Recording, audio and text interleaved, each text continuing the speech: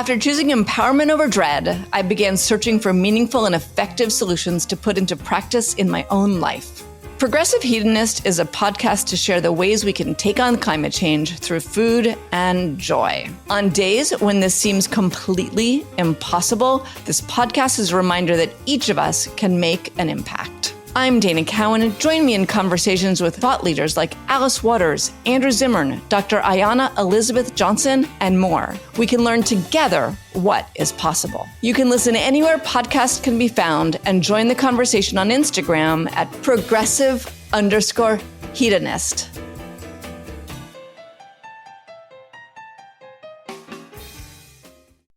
You're listening to Heritage Radio Network.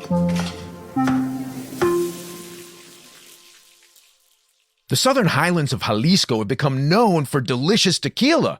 But back in 1937, before anyone was paying attention to the delicious agaves growing in this community, Indalecio Núñez Muro planted his flag here and began making tequila. His descendants are still making it here today under their family-owned brand, Tequila El Viejito, under the watchful eye and exceptional palate of Maestra Tequilera Karina Rojo. Tequila El Viejito both preserves the traditions of tequila making in Jalisco's southern highlands and also preserves the environment. In addition to earning state certification as a green enterprise, Tequila El Viejito has initiated a program in which they're beginning to germinate their agave from seed, an endeavor meant to preserve genetic diversity of the key ingredient to tequila. So grab a bottle of the original tequila from Jalisco's southern highlands. Grab a bottle of Tequila El Viejito today. Heritage Radio Network is proud to be sponsored by Hearst Ranch. The Hearst family has been raising cattle on the rich, sustainable, native grasslands of California's Central Coast for over 150 years. Piedra Blanca Rancho in San Simeon is the original Hearst Ranch, founded by George Hearst in 1865. And George's son was the famous publisher William Randolph Hearst. In addition to being known for building the iconic Hearst Castle, William was, like his father before him, an avid rancher. In his words, "I would rather spend a month at the ranch than any place in the world." Thanks to one of the largest land conservation easements in California history, a joint effort with the California Rangeland Trust, the American Land Conservancy, and the state of California, the working landscape at Hearst Ranch will be preserved forever. Learn more about Hearst Ranch at HearstRanch.com.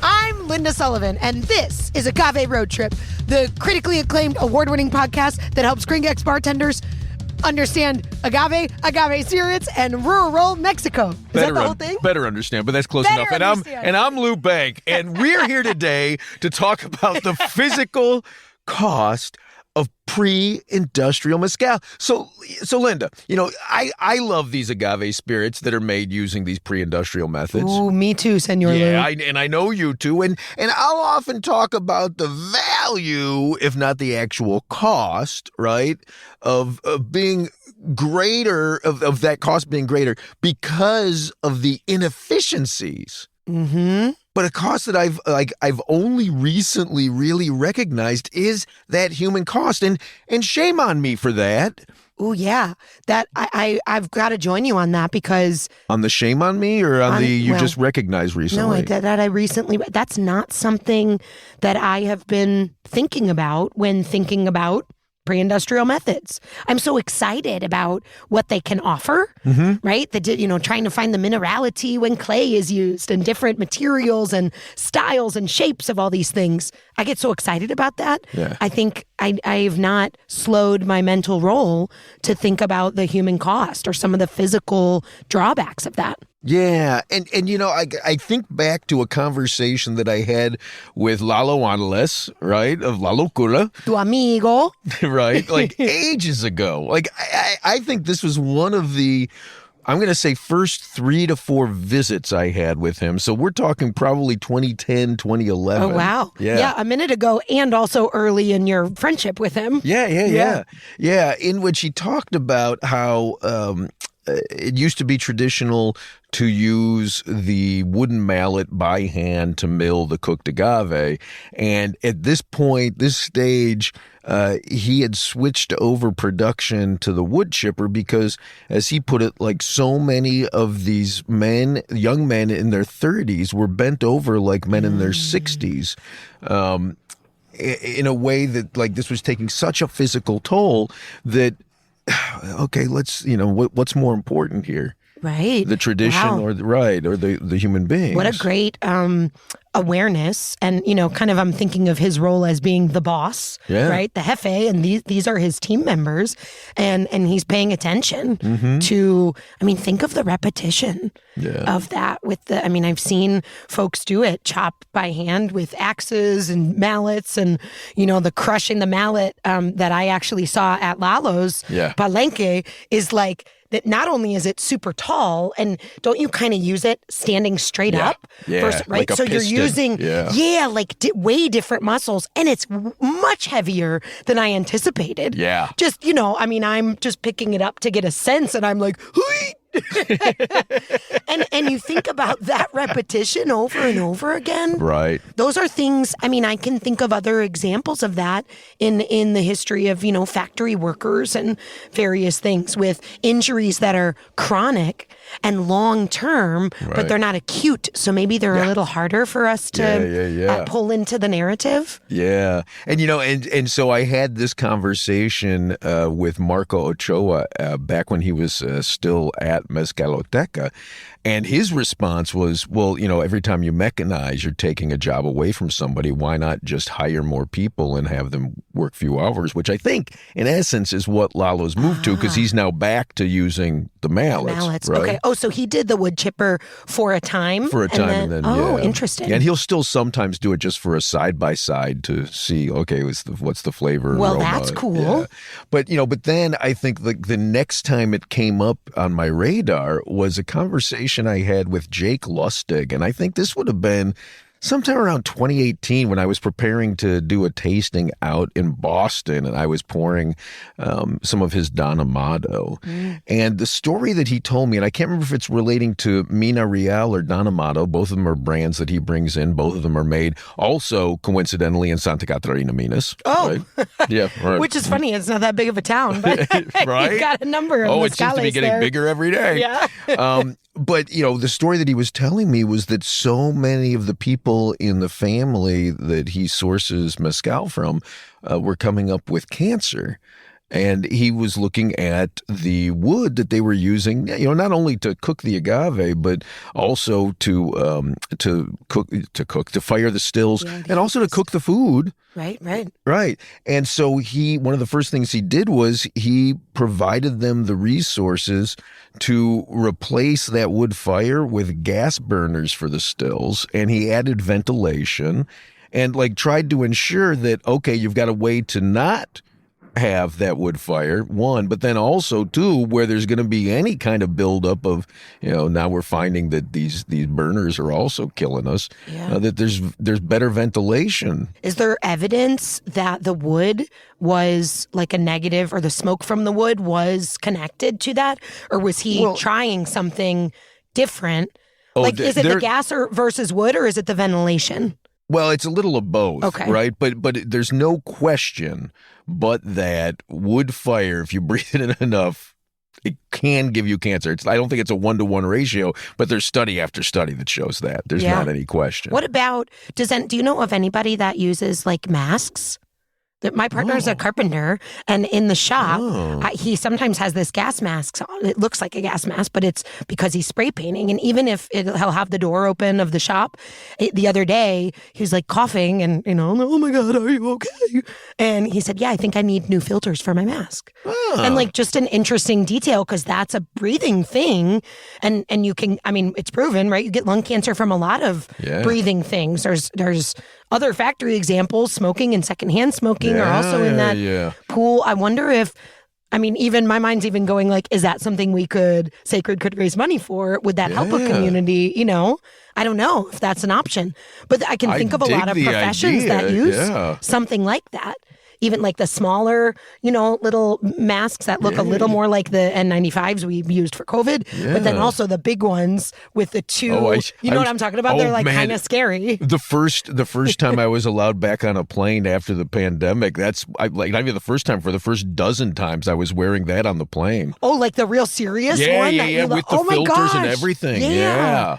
I mean, so there's evidence that works. Yeah. Right? That makes sense. There's also, right? That's what we use in our home every season. You start to turn your heater on. You have to change your filter. They say if you have a dog, get the heavier one, right? So kind of thinking about that breathing detail. Yeah. I just wonder if that's in the pool of things that these families and we thinking of and helping these families could be mindful of. Yeah. No, I dig that as an idea. But so let me run through a couple of other things, right? So and then we'll circle back to that actually. So I've been seeing campaigns recently online to support mescalerics who are going through some health issues, right? So Neta had a campaign for Celso Garcia recently, whose leg was infected, had to be removed. Oh, yikes! That's so big. Right, and then. Chito Fernandez, he's a sotolero who makes sotol for Flor del Desierto. He had a GoFundMe page to help pay for surgery of some herniated discs. And he is a laborer like that. That is related, likely. Well, I mean, I think it'd be hard to absolutely prove, but I think it'd be really hard to point to something that he does that's more stressful. Right. Physically. Yeah. But then, God. And so my friends at Dark Matter and Magema Latte very quietly this past year funded chemo treatments for somebody in the Mezcal community. And I don't want to, name them, out them. That's not my job to do. Through Sacred. And, that goes back to that idea of, okay, so maybe masks are a thing that we should be talking about. Right. But then it really hit home for me. Like, this was the epiphany moment where I heard from Ángel Cortez in Miahuatlan. He's a mescalero, I'm sure plenty of listeners know about, son of Felipe Cortez. He WhatsApped me about a young girl. I think he wrote that she was 4 years old who caught fire. From when her father had lit the tapata, had started the fire to cook the agave. Oh no! Yeah, and so he was reaching out to see if I could help fund, Sacred could help fund some surgery for her, and so I've got and so I've got Barbara, one of our program managers, Barbara Lascano, helping the family and Aheo to set up a GoFundMe page. By the time this episode airs, it should be live. Wow. That one, I mean, those all hit hard because those are life-changing scenarios. And life-ending in some cases. Exactly. And the little girl, too, reminds me that so many of the palenques, tabernas that I visited, they're not... It's not like a distillery here. It's not like you drive to work and go to a factory. Right. Almost all of the small producers, the family-driven and run, producers and agave spirits, production sites, they're often right there at the family home. And if they're not, they're trying to get them right at the family home. Yeah. Yeah. Like if they're using a community palenque, right. they want one that's right there. Yeah. And often, I'm thinking of the little girl, like often there are other people in the family in one way or another, and not, in no way am I angling that this is unsafe, but a lot of them are part of the practice. Mm-hmm. Maybe that's like, lunch is being cooked outside while the team is finishing, loading the pit. And then we're breaking for lunch and the kids are there playing. And right, it's just really, there are not hard lines as I would expect in my American, kind of capitalist environment of like leave home, go to work, right? Yeah. It's just not the same as that. And so it becomes in my mind, a professional risk, but then also a personal risk for the family, the whole family. Right. And these financial burdens that you're, noticing in these campaigns that's personal. That's your family and your financial burden, Yeah. And, I think to put some context to this, right? Like, I'm not suggesting that in any way that we should stop drinking these spirits made in a pre-industrial manner. I'm not suggesting that. I've always suggested that we should pay more for them because I think they're worth more than we pay. But I am suggesting, I think this is sort of the point, besides the, hey, pay more. This is sort of the point is I think that there is a tendency amongst this bubble that we live in of mezcal geeks to be very snobby about, well, if it's made in this, if there's any industrialization in the process, it's not authentic. Right. There's a lot of dichotomy. This method, good. Other method, bad. Right. We've noted this. You've noted it on the podcast with other guests as well. Oh, and I think so. and then it creates, right, a sort of, how would you say it? Like an aggressive demand. Yeah. I'm sort of imagining like a mess hall, right? This is just go with me on this picture right now. Okay. A mess hall that kind of gets raucous and like maybe rioty, just like in a movie, like, I don't know, Harry Potter or something, where a bunch of people in the mess hall slamming on the table with their fork and knife, like, we want, fill in the blank, we want, and the we want are these methods, right? We don't want you to change to the wood chipper because, our false dichotomy is, manual crush, good, wood chipper, bad. So then there's, this kind of loose supply and demand balance is we're demanding these things that are really harmful, potentially harmful, right? Yeah. And so that gives a strange pressure. Yeah. To the market of it all. Yeah. And I agree with you on the pay more. Sometimes, I mean, so many bottles. I think, oh my gosh, I can't believe I know what went into this. Yeah. I've been here. I've seen it.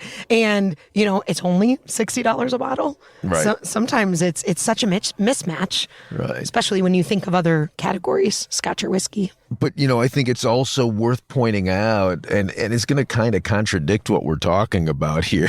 But hey, I think that's our modus operandi. Sounds very agave road trip to me. Yeah.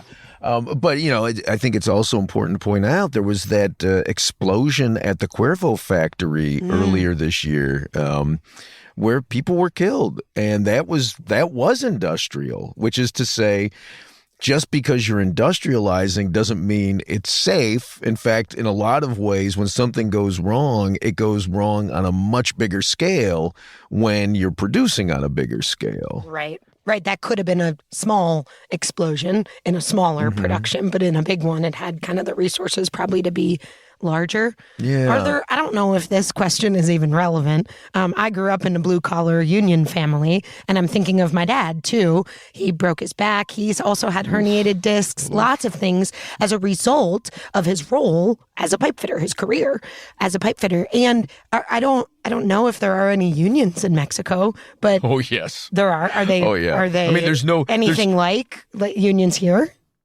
Like trade unions that I'm imagining? Well, yes. And, you don't want to get sideways with the Oaxacan Teachers Union is all I'm going to say. Okay. They're a force to be reckoned with, it sounds like. Yeah. They literally got into a gunfight with the Mexican military, with the Federales. Eek. Yeah, back in, I think it was 2016. Okay, chingón y chingonas. Yeah, no, like serious firefight. Yeah. Wow. But, I think it's sort of it's not a different thing. It's the exact same thing. It's people coming together to try to form protections, whether those are physical or financial or both. Right. So that's kind of, where my brain is going. Is there, when I'm thinking of my dad and his colleagues, I'm thinking there is everyone is clear in Local 597 that there are like inherent risks to this profession that you've chosen. They know it's a more labor intensive profession. And, as you get older and your body starts to do whatever it does, right? Like laying underneath a pipe with your welding mask on and upside, like that's going to get more and more difficult. And so my dad always had good insurance for our family and different things, So yeah, I don't know if there's a conversation to be had there as to in the future, how are we planning, those of us who care about rural Mexico and these, productions that these families do, what are we talking about? But, so often these families are just that, families. And they're not like, look, I don't even know who the Mezcalero is in the case of this example that Aheo reached out to me. He didn't give me a name. Mm-hmm. And I'm guessing that this particular Mezcalero does not service much beyond his local community or her local community, but I'm assuming his. Mm-hmm.